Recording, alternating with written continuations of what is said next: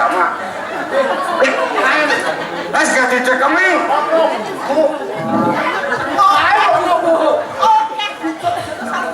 Nongkrong sedino yo. Lah iya iki yo ngopo.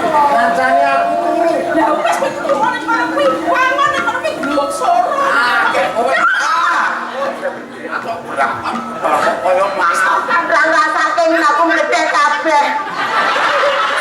Kasih lho. Biar dia kabeh. Lah kok mledek nganti glok. Wah, delok. Aja. Kok ndak kowe tak ndak. Piye? Kok nak kowe nak kok ngono kok kaya semangat. Gelem.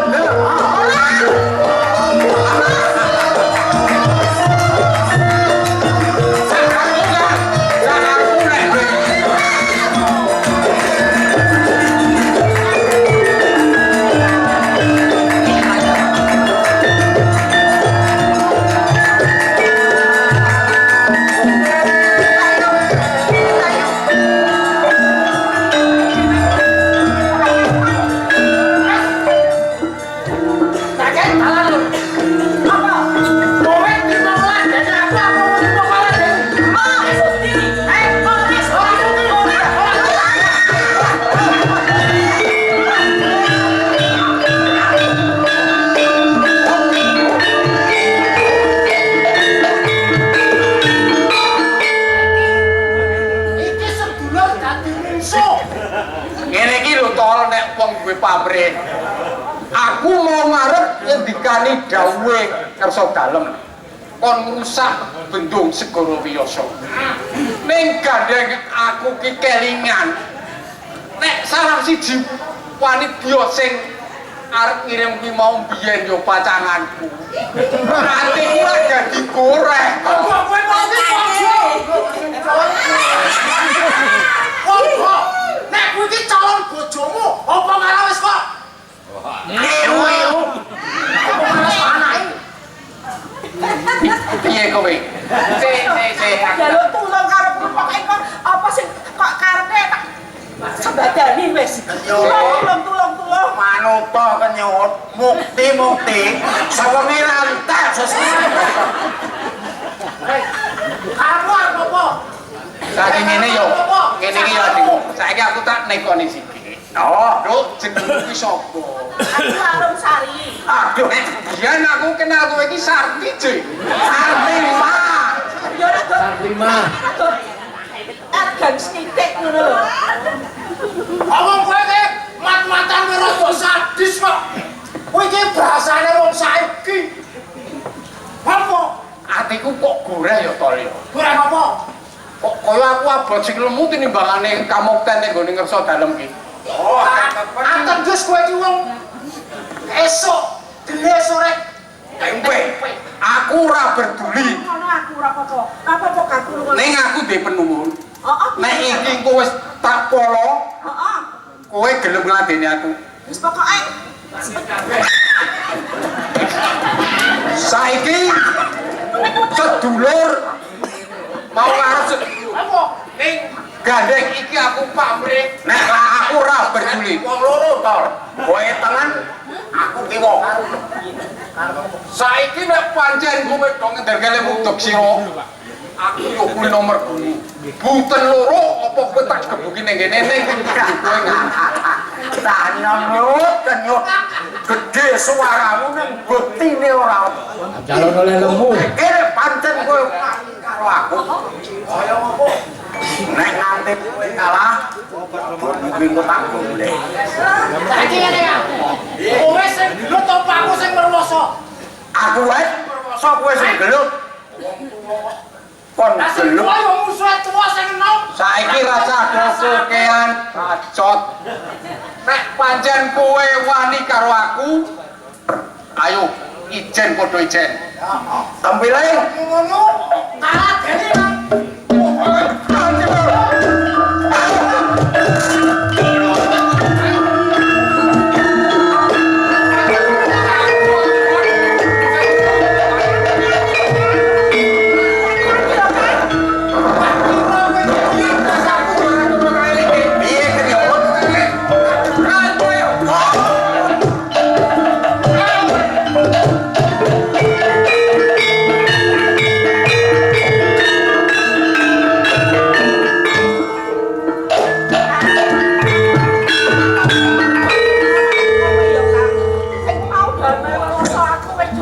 Aku nuwun banget yo Kang yo karo kowe yo Kang. Ini yo, lho. Gandeng aku ki yo kelingan jaman semono. Rikala kowe sing prawan aku yo lirak-lirik ning aku rak semono prawane. Terus piye Kang? Saiki gandeng para begundal kawis pinggiat. Saiki aku nagih janji karo kowe. Walah, kita nggak janji tenan saiki. Lah kowe mau kan janji nek kowe iso njaluk tak tulungi, Ya, arep keneki bebungah karo aku. Terus saiki karepmu piye? ya apa sing dadi karepmu tak sembadani Kang. Tenan? Ayo.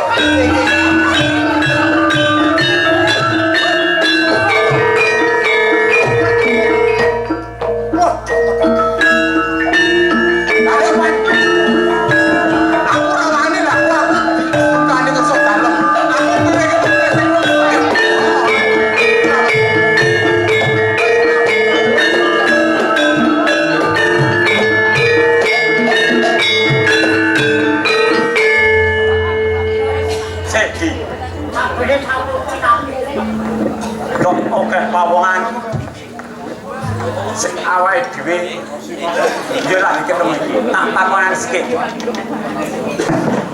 Apa iki sing bakal ngrusak bendung Segoro Wiyasa ana ing Kencana Rup kene? Lah kok pancen aku sak kanca bakal rusak bendung Segoro Wiyasa. Apa pamrihmu gawe rusak anggone Kanjeng Pangeran Kanjeng Prabu gawe bendung Segoro Wiyasa kene? Kowe ora perlu ngerti apa karepku. Ananging aku sak kanca bakal gawe rusak. Manut arane wangi. Enak. Kepenak kan kamu. Kowe arep perang. Rontol. Sing duwe panguwasa ning bentungan. Aku sing rusak. Aku. Tak tojo. Ra kena talus, tak kasar, rangket, sowan ke Sang Prabu. Sopo kowe sak jedane?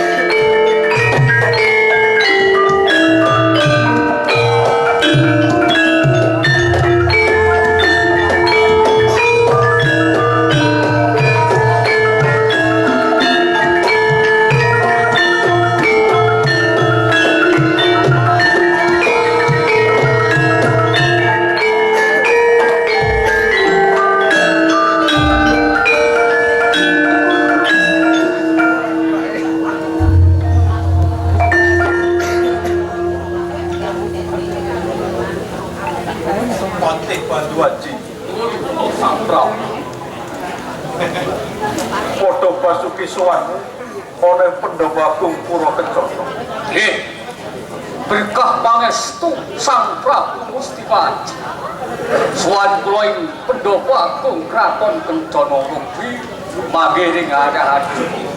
Bekti kula kunjuk Sang Prabu. Yo. Tak tampa Banduaji. Wong punca pangestuku genti tampana. Nggih. Sanget anggen kula mundi. Mugi dados jejimat. Sakaminipun kula kepun mukti wonten Kencana Rubi Sang Prabu. Yo, Banduaji. Rene akeh para narapraja kang padha sowan dikepelaki Bandu. Nggih, Sang Prabu. Diajeng Retno Inten.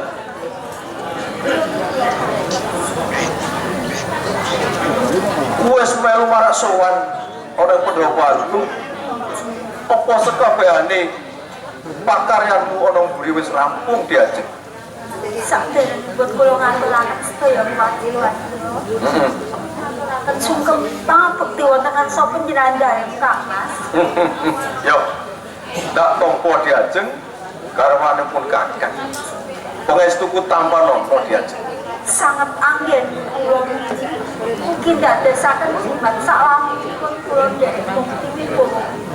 Wonten ngarsa panjenengan babagan kewajiban sedaya kewajiban kula anggenipun ngreh kadang sentana dalem mandhapipun para abdi wanita sedaya sampun menawi sakwasi medal Kang Mas Prabu badhe aniti presa utawi badhe ngersakaken menapa kemawon kula kinten boten dadosaken kuciwa ing raos penggalih dalem Kang Mas. Yo. Bagus diajeng. Yo pancen kaya ngono kuwi garwanipun kakang. Minangka tepa turadaning kawula ing Kencana Rubi. Dikepenake nggon ngluhur diajeng. Putraku nggih kepara maju nggon musuhan. Akan dawuh Kanjeng Rama. Sangka bekti kula kunjuk Kanjeng Rama. Yo. Tak tampa ujo pangestuku tampana nggih. Sanget anggen kawula mugi dados kula jejimat sadangunipun kula ngabekti wonten ngarsa dalem Rama. Ibu pareng kula ngaturaken sugeng bekti. Tak tampa muja pangestu ibu genti tampanono ya yen ya. Sanget anggen kula mugi dadosaken jejimat Dikepenake nggon wulu. ngestakaken dawuh Kanjeng Rama. Senopati Jaratri Yul Sang Prabu padha slamet lan basuki sowanmu ana ing Pandhawa Agung Kraton Kencana Pura. Nggih Sang Prabu.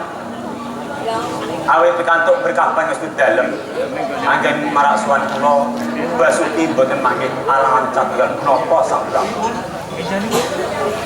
Pangestu sungkem pangabekti kula kunjuk Sang Prabu. Yo Jalatri tak tampa pangestuku tampana. Nggih Sang dados jejimat anggen kawula ngemban minangka senopati wonten ing Kraton Kencana Rubi punika Sang Prabu. Yo tak tampa atur. Sabanjurane ingsun bakal mulih prisa. Kepiye anggonmu tak utus? Golek sisik melih. Sapa to sak tenane kang gawe rusuh anggon Wiyasa Bendung Segara Wiyasa. Wonten lepat nuwun sih pamunten Sang Prabu. Kula tak ambekan sekedap. Awit demikian kemawon badhe sowan wonten ngarsa panjenengan Sang Prabu mesti wajib wonten ing Kencana Rubi ing mriki. menika wau cetosipun menapa ingkang dados dawuh Sang Prabu. Kula badhe pikantuk ngacak sinten ingkang damel ribet ngrusak bendung Segrowasya wonten ing wewengkon Kencana Rupa ing mriki Sang Prabu. Yo, sapa jule? Estu nadung deduka. Gandeng menika wau sami kathah wadyabala ingkang tumuju wonten ing pembangunan bendung Segorawiyasa badhe krisang. Anamung kula tameti piyambakipun ugi boten nyebataken saking pundi lan sinten asma piyambakipun. Lan ugi badhe kula rangket gandeng saking kathahipun. Nun sewu ngatur deduka Sang Prabu. Kepareng munjuk tempat pun sih pangapunten dalem Sang Prabu. Yo, Banduaji tak parangake. Midanget wontenipun Jaladri Air Manah wonten depanipun kula mundut pesok piyambak kalih Jaladri Sang Prabu. Yo, tak parangake Banduaji. Jaladri, Nggih, Sang Patih. kowe iki senopati aku ing Kencana Rukmi. Sing pengpengan. Lah kok mungsuh ora sing gawe rusuh kok ora bisa ngrampungi gawe iki kepiye Jaladri? Nyuwun pakunten Sang Patih Banduaji. Boten ateges kula menika kawon. Anamung kula nyingkiri kathahipun bebanten ampun ngantos kathah bebanten wonten ing pembangunan bendung Segorawiyasa nika. Aku ora wis kandha to. Nggih. Sadurunge pangkat maju perang oleh sisik melek tak aturi kampiring Baliarto jupuk ragat sak cukupe. Kuwi tok jupuk apa durung Jaladri? Apa tak mbok dhewe Jaladri? Nggih, Sang Patih. Menika kepara sampun kula takaken sedanten menawi Sang Patih boten pitados ugi kepara klemat tombo Sang Patih. Isih sapuh apa ora kowe? Goleki pawongan sing gawe rusuh ning Kencana Rukmi. Ampun kawatos Sang Patih. Kula mangke ingkang badhe lajeng piyambak manggi sinten ingkang damel ribet wonten ing wewengkon Kencana Rukmi. Banduaji. Nuwun kula Sang Prabu, nuwun pangapunten saking Genter Manah kula Sang Prabu. Yo, ora dadi opo.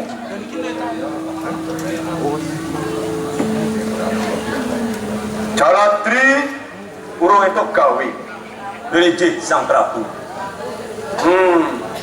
Apa pancen kudu aku dhewe kang nyelirani oleh sisik melih sapa sejatine. Nuwun pangapunten Sang Prabu. Kepiye Panjenengan Banduaji? jengkar saking kraton Kencana Rukmi. Langkung rumiyin bunjuk aturipun garwa dalem Sang Prabu. Yo, pangerti yo Banduaji. Sejatine aku duwe kegayuhan gawe bendung Segorawiyasa kanthi ancas lan tujuan gawe makmure kabeh para kawula ana ing Kencana Rukmi. Kabeh para kawula kadang tani lan sak pitulute kabeh ben makmur. Ananging ana wae kang dadi reredu. Parang mujuk kanjeng Rama lepat nyuwun pangapunten. Iya. Bilih wonten kepareng dalem kanjeng Rama kepareng kula saged pados sisih melih sinten tiyang-tiyang ingkang damel budal wonten ing wewengkon kraton Kencana Rukmi. Malah menawi kula saged nyepengi sinten to pawongan ingkang tansah damel rusuh menika kanjeng Rama. Yo, tak topo aturmu. Diajeng piye munggo saka penemu. Bapak sing mangapun kalau mau menikah ingkang putra pun aku perso badhe nyagai. Kula tak besok nang pun keparing. Tak keparengake. Nggih putraku. Paring dawuh Kanjeng. Apa wis pancen dadi anteping atimu yen to kowe arep nindakake apa kang dadi kewajibanmu? Sampun dados anteping manah kula Kanjeng.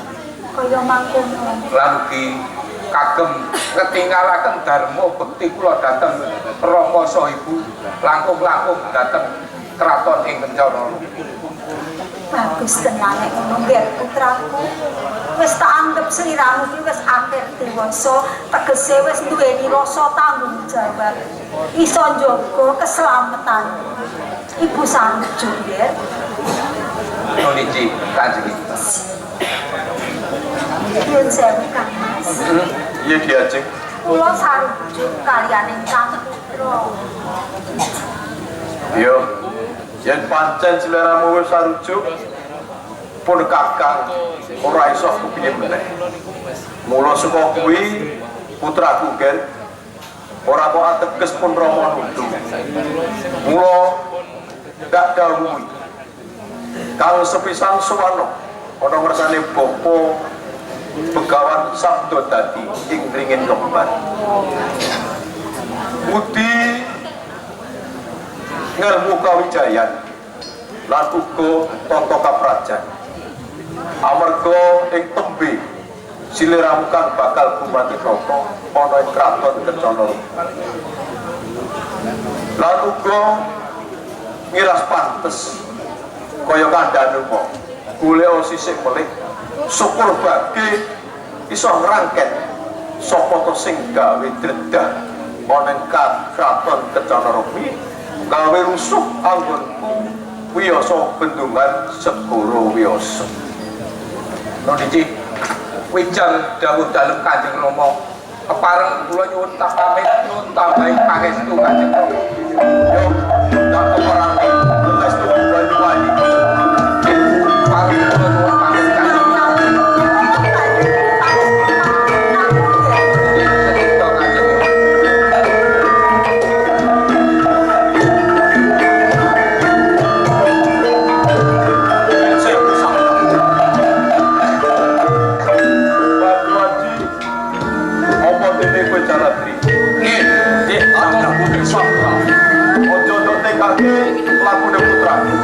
awat-awat rono yen atur kontrai yen telah doon Esto akan kamu.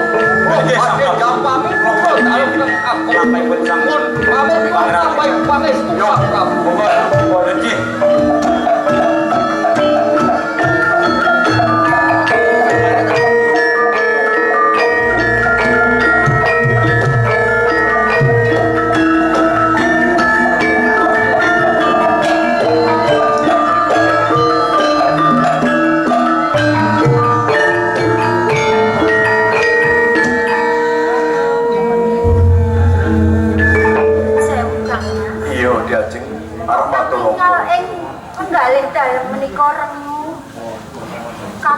penggalipun menika boten rena. Boten menapa to Kang Mas? kepiye nggonku ora susah to dia. Anggonku bakal wiyasa bendung kanggo kemakmurane para kawula. Tansah ana kang ngeri.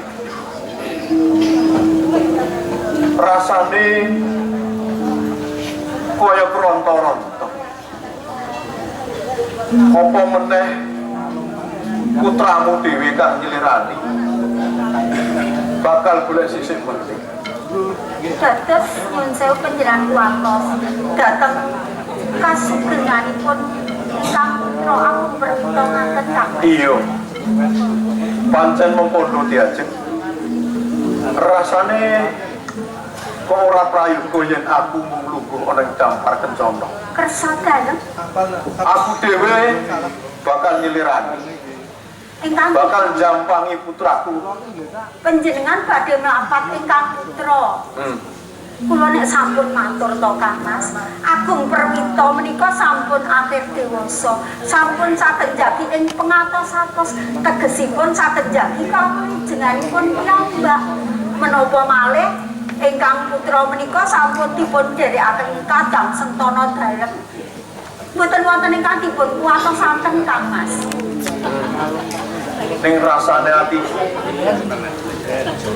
atiku sing urung trimo diajeng. Ndak jaluk regane atimu. Pun Kakang nyuwun pamit. Pamit kados puji to. Panjenengan badhe jengkar saking Kencana Rukmi menika. Ya kuwi mau aku bakal jambangi putra. Sampun lawan kula mawon nek Agung Perwito menika sampun dewasa, sampun saged bedakaken pundi ingkang leres pundi ingkang awon Mas. Ya pancen kaya ngono. Agung Perwito ki putraku. Ya putraku. Yen dadi salah setunggaling pawongan kang pinter. Ya ora mokal to diajeng. Nanging panjenengan menika kula mangertos anggen panjenengan dalem badhe jengkar saking praja utawi kraton Kencana Rukmi menika wonten titik-titikipun. Gek titik-titik opo gedhe apa cilik. Sewu lho menika. Kawin nemanipun jenengan menika kula menika sampun mangertos kok. Menapa malih cagak lagi jenengan menika sing roh bapak wis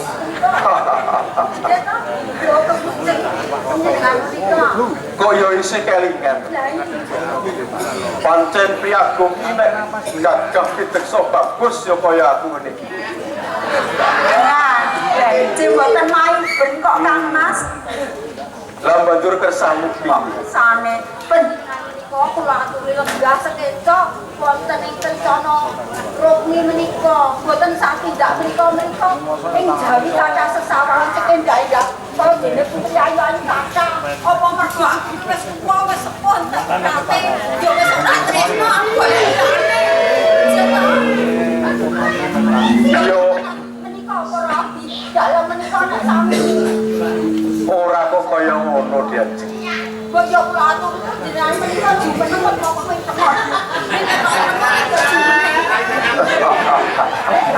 Aku ora mau manut kandhamu. Aku tok kon lungguh ana ing Kraton Kencana Rukmi. Leres. Ning lenggah menika mboten mengetu teges yo lenggah wonten gampang. Kira pangsane yo ngadeg jumeneng ngoten lho. Monggo lho Kang. Kok rasane pegel sikile aku mati. Ya kula pedhaki menapa. Nggih. Karo garwane kok Dadi kelingan sing ora diajeng. Nyawang najan kula kalih panjenengan ki wis kagungan putra ning nami katresnan menika kedah dipun sirami ampun ngantos menapa naminipun menika Luntun. Yo Malah keporong rembaka. pancen kuwi sing dadi kekarepan. Ya mung sliramu kang iso nglipur atine pun kakak. Rada mesra ngono. Karo garwane kok yo ngene-ngene. Tawani. Yo pun sorai karo abdi dalem to menika. Menika wonten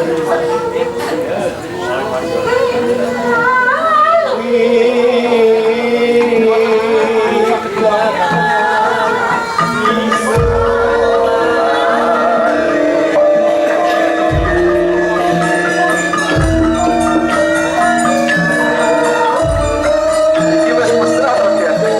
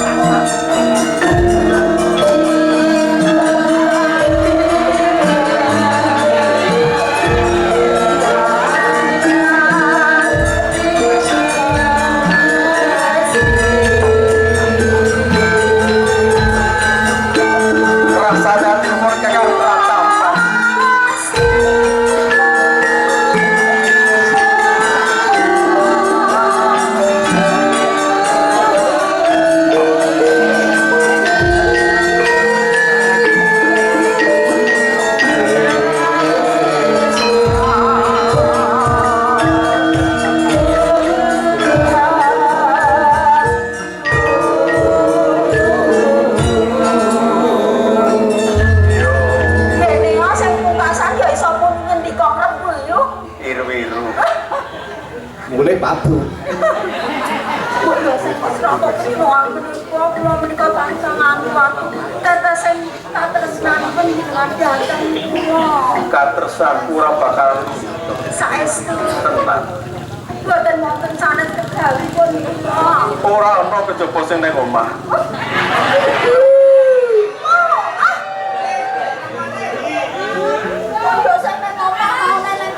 Mulai babu. Kang Mas menawi panjenengan kula saestu agrek sanget kepengin sumusul. Matur sih Kang. Kula nang jadi menapa dados dalem. Nah, ya kaya ngono kuwi. Sing tak karepe kaya ngono kuwi. Lega lilo atimu, donga lakuku slamet mantus ana ing kersane Bapa sabda dadi. Kados bae. Donga kula dhateng panjenengan Kang Mas.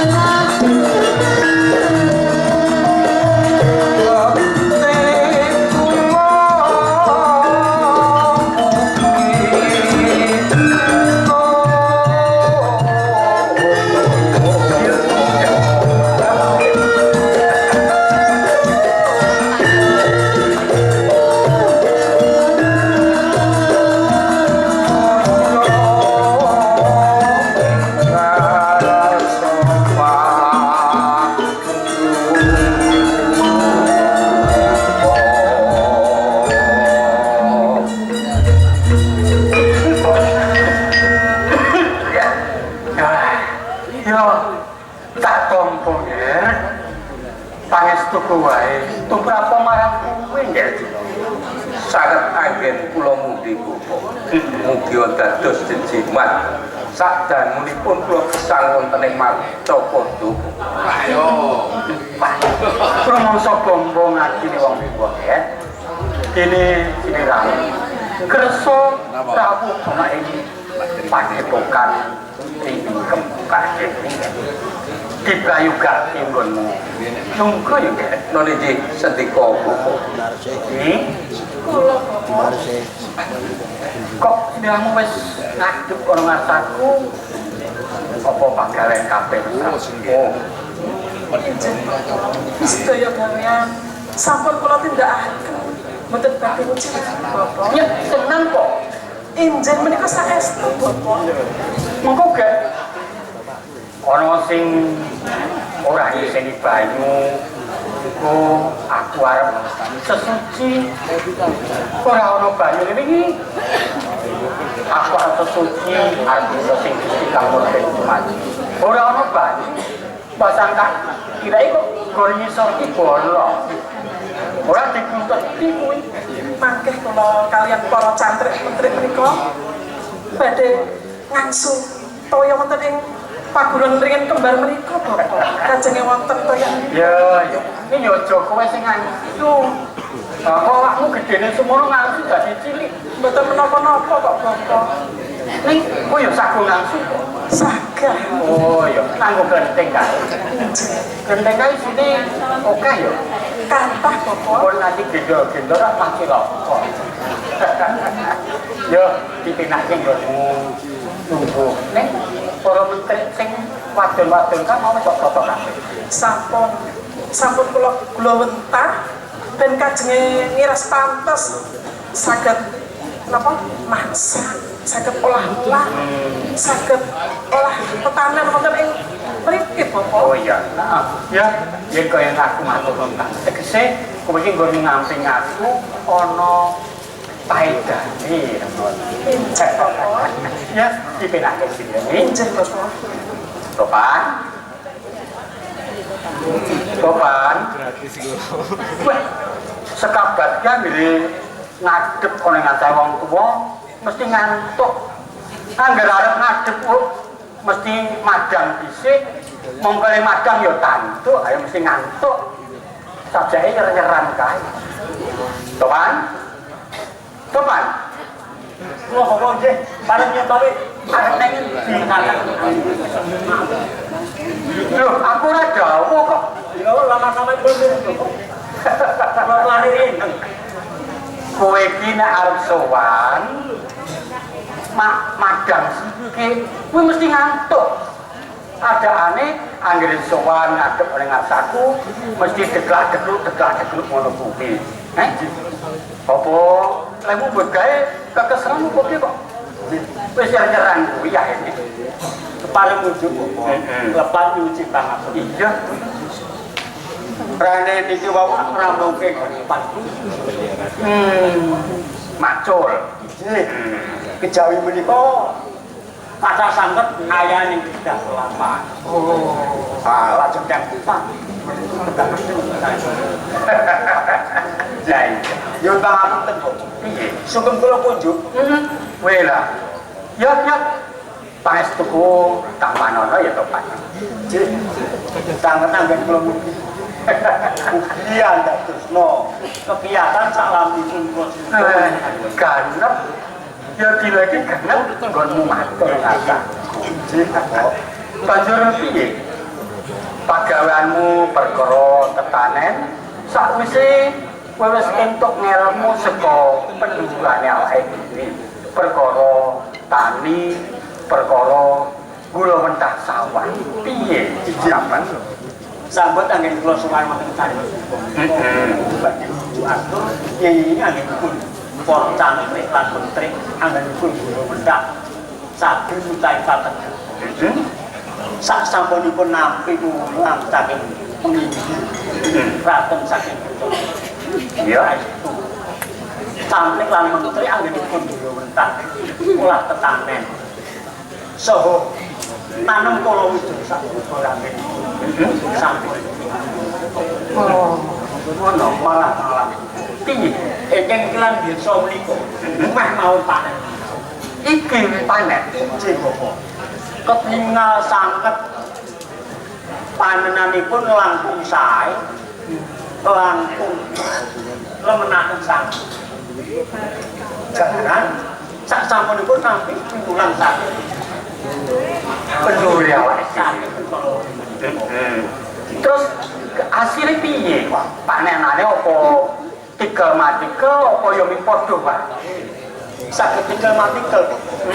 Jalaran sak menika awakipun piyambak saged terus gak subuh Bu kabeh kasedyan tejo wonten ing pertapan ningin terus sampun tegese yen kowe wis numpuk hasil panene neng lumbung kowe tegese tak ora kuwatir oh mboten yen para tantri menteri para sahabat kabeh kuwi ora kuwatir yen bakal ngelih gak ngono to keresan ya yo yen ngono kuwi aku mongso marem mergo kowe lan sak kanca wis anggone mbut gawe ning temenan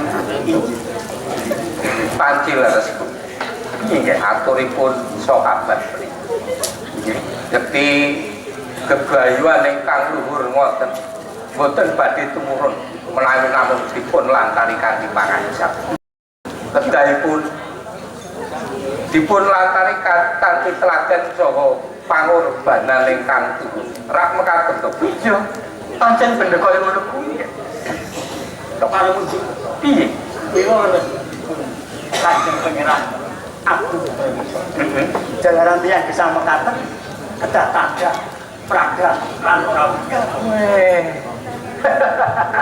mesti pikiranmu ya jangan nanti akan ya yo dipenake sik nggonmu adep yo iki kapan iki kok nggih aku beto paring dawuh ora teges eyang ki tampuk marang sliramu nggih kok sliramu kerowo ngadep on ngatane ya apa diutus karo ramamu apa kesambut ini ya ini parmatur datang eyang sabdudan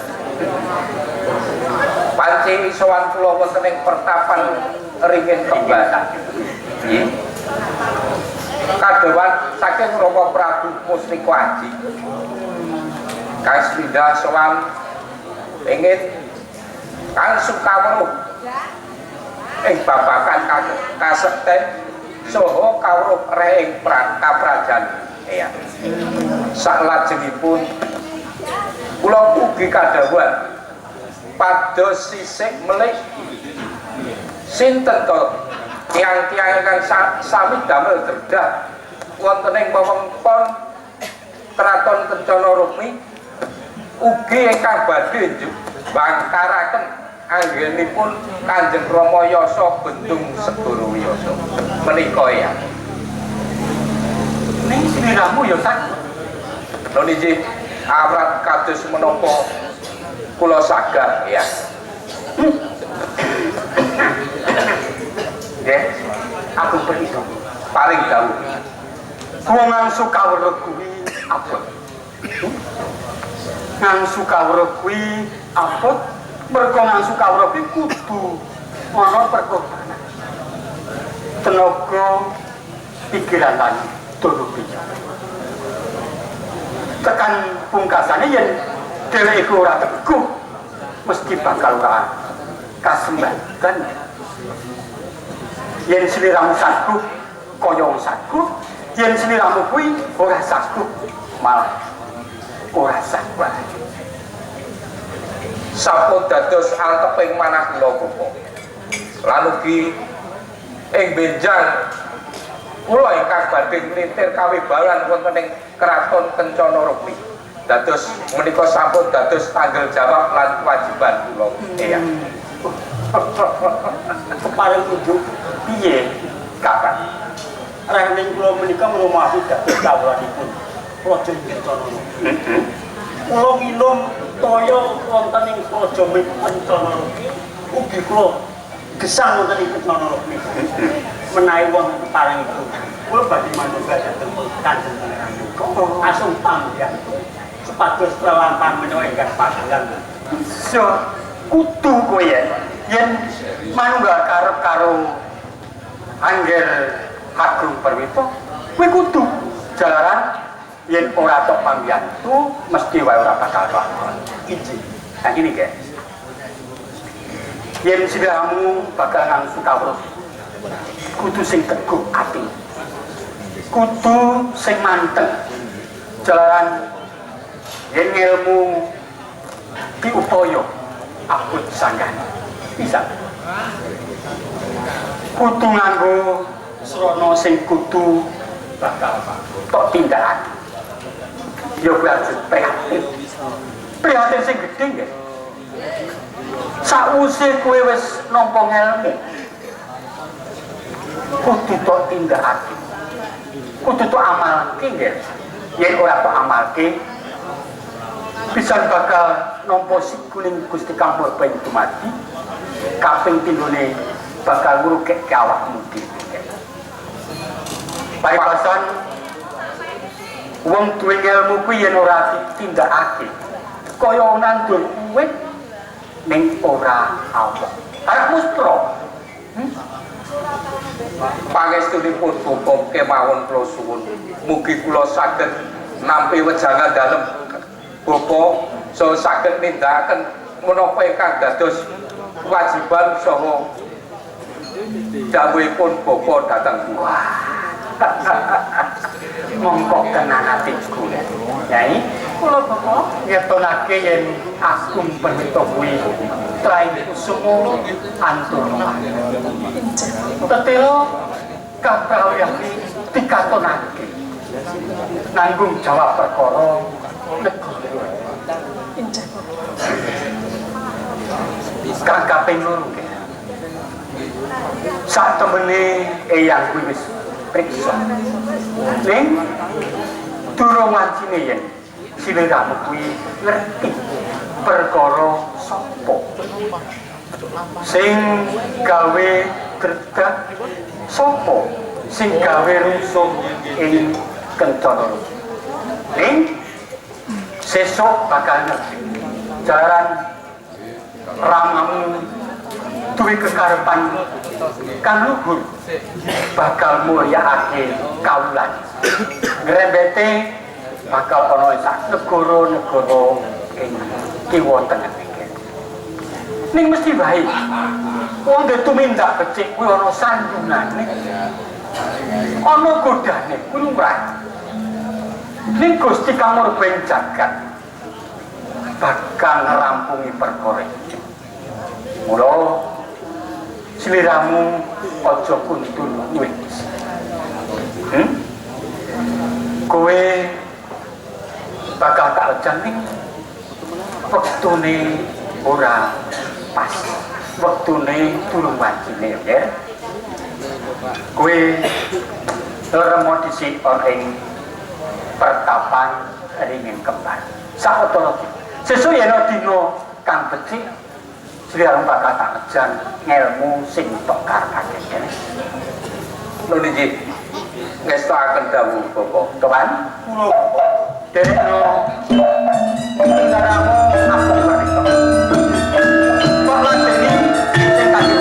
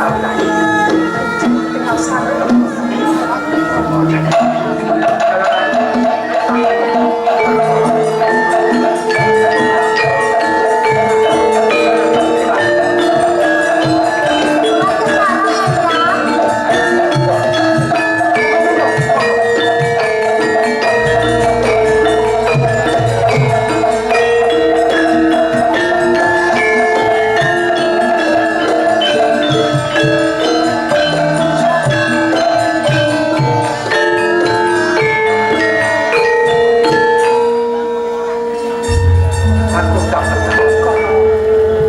Wis ngerti.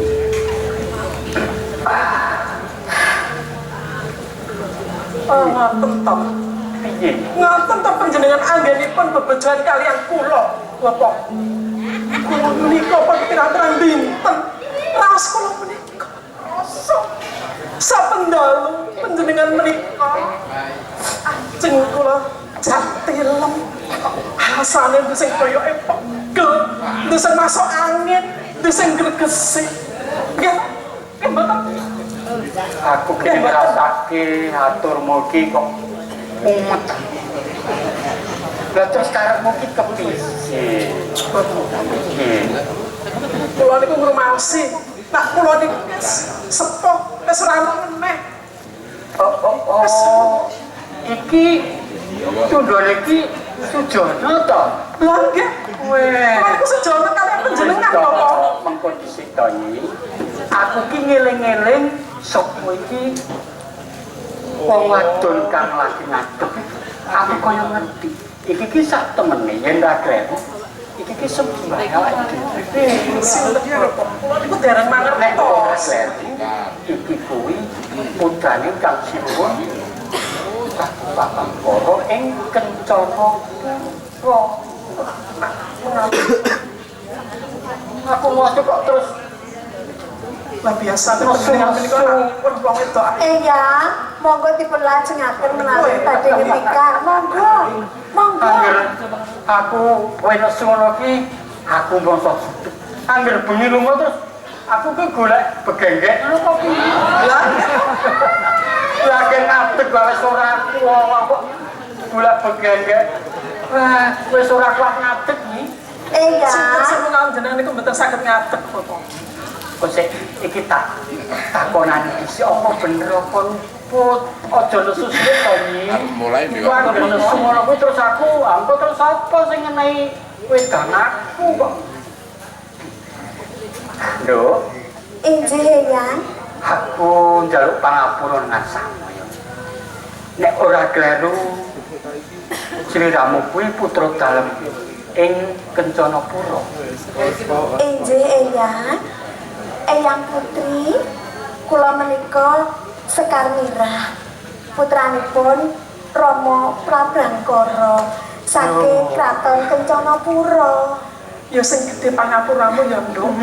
Karang wong tuwa ki sasar susul. Aku makin nesu mergo diwarai Mbah Mulanang iki mah, Nduk. Angger kono nesu maske wong wadon rada melek ngono terus nesu. Sapa wae ora nesu. Eyang Putri, kula pitados menawi panjenengan menika duka. Awit saking agengipun raos tresnanipun panjenengan dhateng Eyang. Lah yo gedhe tresnane kane terus nesu. Lah anggere turu pas mukul medhing kae sih. Cukup tekak. Eyang, panjenengan menika kados ngaten menika menapa boten presa kersanipun Eyang Putri menika kados menapa? Menawi aten-atenanipun panjenengan sampun presa ra nggih? Boten napa-napa to Ya Eyang nek wis Kakung? ngerti ki wis ngerti ning adat saben iki kok ngono kae. Ya. Lah. Sampun ya Eyang Putri. Kula sanes niku ngetokaken nek kula niku tresna dhateng panjenengan. Nah, ra Yo, ngaten. yen ngono aku yo matur nuwun ya Nyi. Kowe galak kok mbokne. Sesuk terus lunga ning gunung iki. Yer, Injih Eyang. Sekar Mirah. Sekar gitu. Injih. Aku ora tambu marang Sliramu yo, Yer. Sliramu krewe-rewe gembrobyos sowan ngartane Eyang. Apa diutus Kanjeng Ramamu? Apa karepmu dhewe to, Yer? Kula matur nggih Eyang. Kula pitados menawi Eyang menika langkung pono sedayanipun saderengipun kula matur. Sejatosipun anggen kula sowan wonten paguron ringin kembar menika kula linggar saking Kraton Kencana Pura Eyang. Linggar. Injih. Dadi kowe ninggalake kamukten ing Kencana Pura. Injih Eyang. Lah terus Kula boten sarujuk kaliyan lekas dalem Rama awit sak bendungan segara wiyasa Eyang. Kula nyuwun pangayomanipun Eyang. Kok yo lelakon kok yo sepono wae. Neng sliramu tegese ayu tenan. Iso mikir sesuk saban bakal ana kedadian sing bakal tumuju marang Kraton Kencanapura apa dene Kencana sebab lekas dalem kuwi kleru ora sarujuk lagi rusak ing bendungan ing Kencana Rukmi kuwi lak kleru mungging kawula lan mungging negara. Ning perkara iku Eyang bakal paring pambiyantu marang kuwi. Saestu ya. Mula yen kamu sliramu linggar saka kraton ing Kencanapura kudune wani rekoso, wani prihatin ya. Injih. Menapa ngendikanipun Eyang badhe kula sendikani. Kowe sawetara wektu aja kundur dhisik ana ing Kencanapura. Teremo ana ing pertapan Kencana, pertapan ringin sajudu ya. Aja kuciwa jalaran ning kraton mesti apik para abdi-abdi anggone paring pasugatan Gusti Allah. Ning ana ing desa ya kaya ngono kae ya. Boten menapa-menapa Eyang, sedaya menika sampun dados anteping manah kula. Iya, ayo tenan ya. Wis kowe leremo ana ing pertapan iki.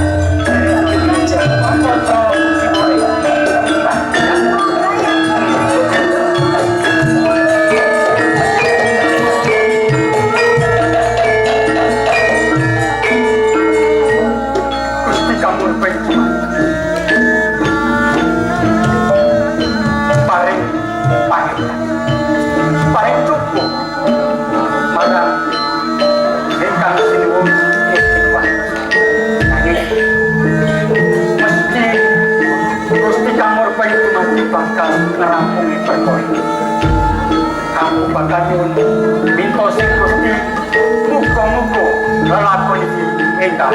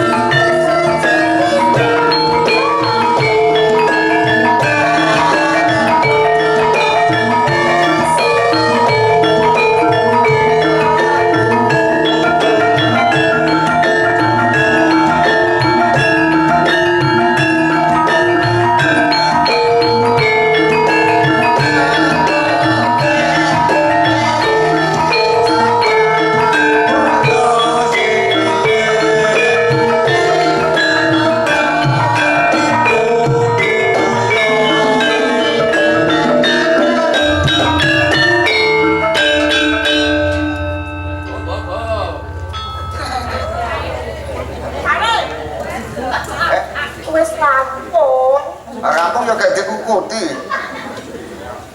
Rampung Sing piye? ampun iki anu mulo nek joget iki mandek kok. Apa nek mandeng kok terus Piye? kagol. Ayo iki aku yo mager, Pak. Oh nek mandeng terus ora madeng. Lah yo. Saking senengku aku nang kene. Lah senenge. Iki dipersani para warga nang Segara Yasa. Wah, gandeng ketoprak iki ya wis suwe dadi kangen. Sayangnya Pak.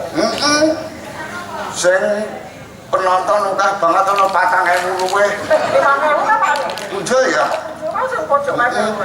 Ayu-ayu, lemu-lemu. Ora Wah, tenan. Nang Segara Yasa wis makmur. Makmur kabeh. Nah, apa neh kanca-kanca wiyaga isih nom-nom kabeh. Si dene yo sono wayu yo Pak. Ya suwa pinten, Pak? Wah, selawe. Selawe. Lah ya selawe ning karo nyatek ya, Pak. Wah, gak nyenengake tenan. Wah, kepiye wis? Ora. Nah, Sing ngendani iki seneng tenan. Apa meneh iki sing mirsani? Wah, Pak Lurah tasih to Pak Lurah nggih. Nggih, Pak. Wis. Benjang derek ketoprak, Pak. Sak. Lemak nggih. Nggih. Nah, wingi akal-akalan aku wingi senam menaik door prize wedhus ta. Ana. Apa Pak? Ayo mengko Pak Lurah sendiri Oh, yang akan memberi door prize. Kuwi sing bapak awake dhewe mangayu bagya nguri-uri kabudayan seneng ya rasane. seneng rasane ra ngono. Kaya uripe awake dhewe iki ra ya seneng. Lah ya seneng. Nah, kaya welinge wong tuwa jaman biyen nek urip kudu iso guyub lan rukun. Wong urip kudu duwe rasa tanggung jawab. aja niru pitik. Lah kok niru pitik iki? Nanti kan sing jenenge pitik jago. Pitik jago kan anggere weruh babon sing babon ki kaya kowe. Ya, padahal aku ini pitik. Si jago ki mau mesti terus ngoyak, kekablake terus ngoyak itik. Yo kanu ngene Pak. Wah iya, nganti babon ki munggah-munggah wis dioyak-oyak. Sawise kecandiak babon mau terus dinciki. Sawise dinciki isih ditotol gante. Nek wis ngono terus jadi sesuatu hal. Apa pitane? Terjadi sesuatu hal babon mau mengandung. Babon kok mengandung iki? Ayo meten. Babon mengandung ya loro larane si babon ngentok kendok, si jago kuwi mau sok golek babon liyane. Kurang ajar iki. Segara Yasa menten mboten nggih? Ora ana to. Tekane ya Pak. Sampun. Iki aja niru Pitik. apa meneh niru bebek. Wes iki mau pitik saiki kok bebek barang. Aja bebek kuwi lanange sithik wedoke akeh. Carane poligami. Terus nek ngendhok menteng tlacak tekane ndi-ndi. Ora diopeni. Nang sawah le ngendhok nang sawah. Nang papringan le ngendhok nang sawah. Paribasane kaya wong tuwa ora gelem ngompeni anak. Nek ngono ya ora nek ya Pak. Lah sing apik ngene. Sing apik opo? Sing apik kaya merpati. Karena merpati tidak akan pernah ingkar. Tenan Pak. Nek aturan Pak Lurah. Pak Lurah pernah mengingkari janji enggak? Enggak. Nah, merpati. Karena merpati tidak akan pernah ingkar. Janji. Iso mabur bebarengan, golek pangan bebarengan. Gotong royong bareng. Gotong royong bareng-bareng. Sing lanang golek pangan, sing wedok ngomong Anak. sing lanang yo melu ngomong aneh, sing wedok yo ngewangi golek pangan. Kaya awake dhewe kuwi senajan jorong duwe anak. Lah kowe iki jane soal apa Pak? Ya iso ya tak blogoke ndok pitu barang yo ora. Lha kabeh iki kan ugrane Gusti Allah. Kok wis kaya ngene lho wis subur makmur kaya ngene lho Pak Ne. Ya wis ora apa-apa diterima-terimake ya sesuk apa mau ora iso ndanak ya golek anak asuh wae. Apa? Anak asuh. Oh anak asuh. Apa anak ya ora apa-apa ya padha karo Sing buri ki ora kowe aku gandeng iki. Wes Adi, nek kene seneng-seneng ana Bu Penewu, ana Pak Dinas saka kebudayaan, wonten Pak Lurah, Pak RT lah diseneng-senenge. Oh, demo aku dibel. Pas aku sing waduh jalo aku. Mangke kula nyuwun ora tahun pira ana bel-belan tenan. ayo supaya dibel kan telepati. Oh, telepati. Telepati kebatinanku karo Pak Lurah kan nyawiji. Jos. Nah, iki mau ono pamundutan panyuwunan lagu Pira niki? Rondo Kempling. Iki pesenane Pak Lurah. Oh, sudah dadi rondo lho, Pak Ne. Ah wong yo ming lagu kok. Oh, ming lagu. Yo senajan rung ono apa-apane ra apa-apa. Ya, di Rondo Kempling gak Pak Lurah.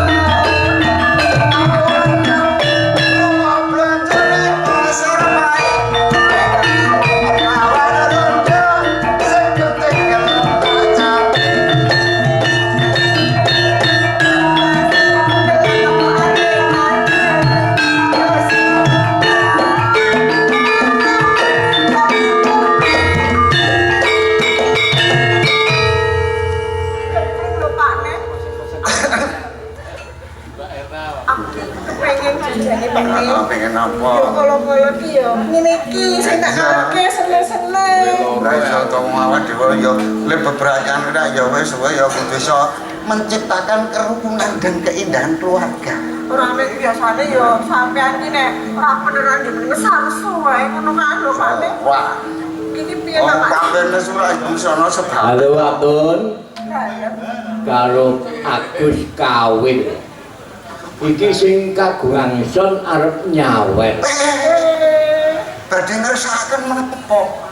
Njaluk lagu aja lamis. Adalah. Ya, Yen wis bendaramu metu dadine men melu juga. Oh, nggih. eh, Monggo. Salamet. Lah iki bendarane